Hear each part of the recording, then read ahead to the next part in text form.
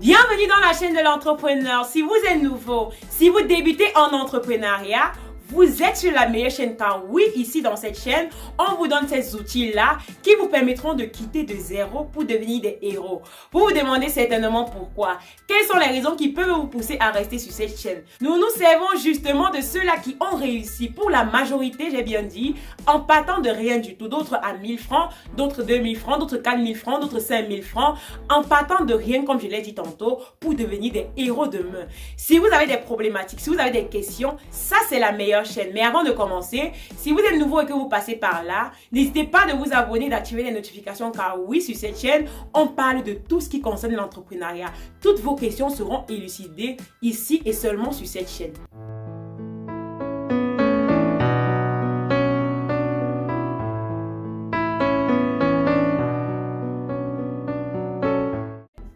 On ira de ce côté-là de ce jeune, encore un jeune inventeur qui a créé une plateforme qui permettra d'avoir accès aux espaces commerciaux en restant chez vous. Attendez que je vous explique. Si vous êtes par exemple dans votre maison, vous avez besoin de quelque chose qui se trouve par exemple à Yaoundé. Cet entrepreneur-là développe des solutions digitales pour faciliter ces accès-là. C'est quelque chose que je félicite énormément. Voilà, dans la suite, il nous parlera par exemple déjà de son entreprise. Il nous dira en quoi est-ce qu'elle consiste car oui, vous comme moi, sommes curieux de savoir ce que c'est que l'entrepreneuriat. C'est de savoir déjà ce que c'est que cette entreprise-là qui développe un appareil digital permettant de rester par exemple à distance pour visionner quelque chose qui est à des centaines de kilomètres. La réponse, c'est avec lui tout de suite. Alors, Jones Corporation, pour faire simple, est une entreprise de branding, Oui. de développement de solutions digitales et enfin d'innovation technologique. Oui, justement, en parlant d'innovation technologique, Jean-Pierre, vous êtes, c'est encore en process, mais vous êtes en train de mettre sur pied une solution vraiment innovante. Il s'agit de Ivra. C'est une plateforme de réalité virtuelle qui permettra de faire plein de choses. Est-ce que tu peux nous parler plus amplement de cette innovation-là? Alors, c'est vrai, on connaît généralement Jones Corporation beaucoup plus sous la casquette de l'entreprise qui accompagne d'autres avec sa solution de branding, mais Oui. très peu sous la casquette de cette entreprise-là qui apporte également des solutions innovantes. Oui. Et Ivra est l'une de ces solutions que nous proposons. Oui. Ivra, la transcription toute simple est Your Virtual Reality Agency. Oui. Et le but ici consiste à promouvoir cette technologie qu'on appelle la réalité virtuelle et qui intègre plusieurs dimensions, notamment la 3D, Oui. la réalité immersive, mais également la temporalité avec l'environnement qui est filmé. Oui.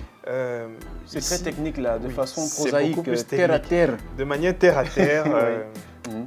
ici il s'agit de filmer. On va parler beaucoup plus du volet dans la réalité virtuelle, du volet immersif. Mhm. Ici, on va sur un environnement qui est quasi réel. Mhm. On le filme à un moment bien précis, avec une technologie bien précise également, Oui. et on le transpose sur une plateforme à travers laquelle plusieurs personnes auront la possibilité de s'immerger. D'accord. Donc la solution, de manière un peu plus pratique, Oui, plus concrète. Mhm.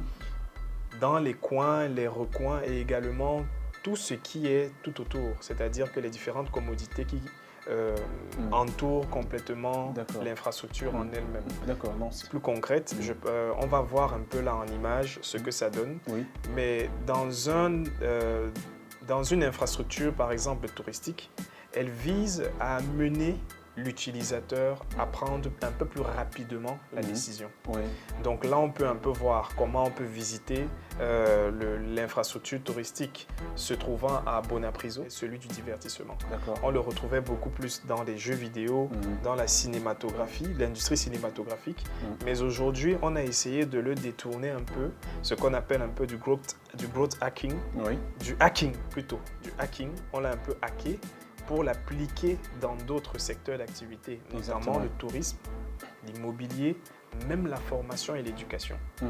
Comme vous l'avez entendu, le nom de son entreprise c'est Jones Corporation.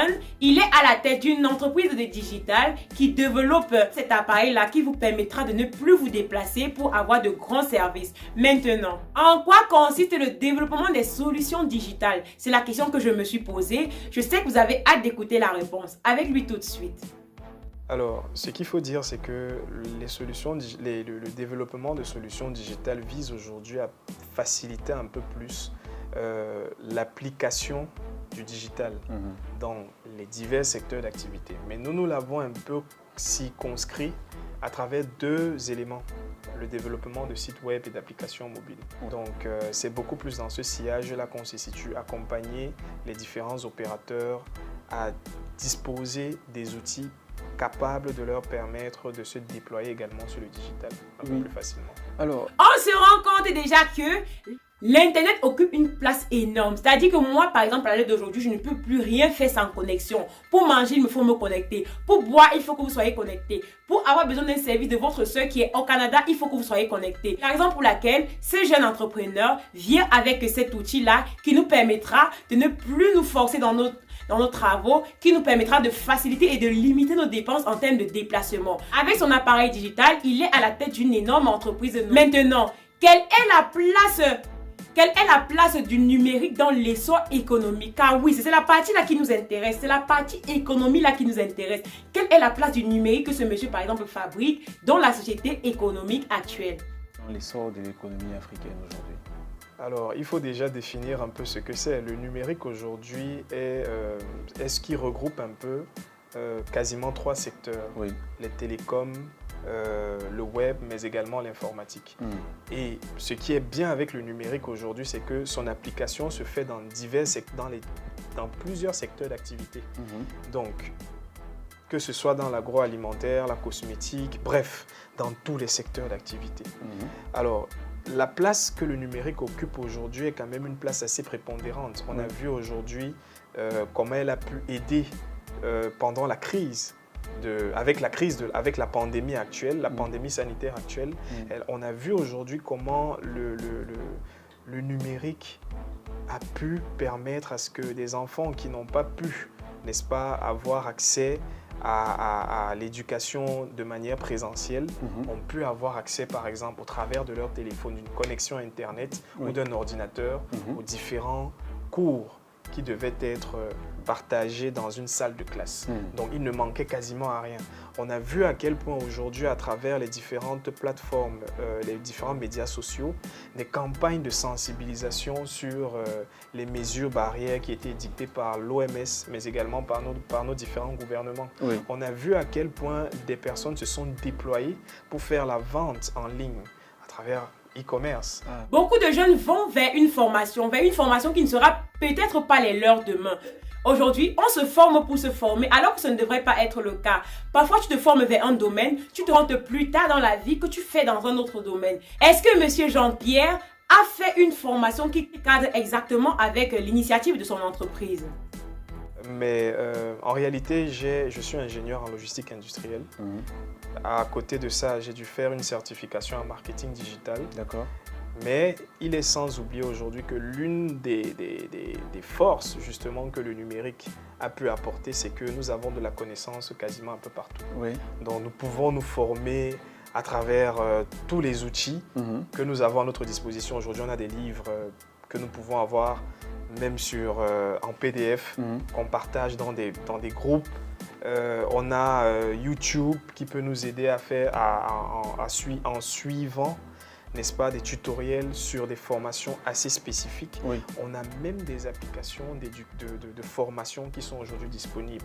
Une pléthore d'applications qui sont disponibles. Donc, je ne pourrais pas dire que je me suis simplement limité à ma formation, mais je me suis dit, je suis un entrepreneur, je dois avoir cet esprit ouvert, je dois apprendre.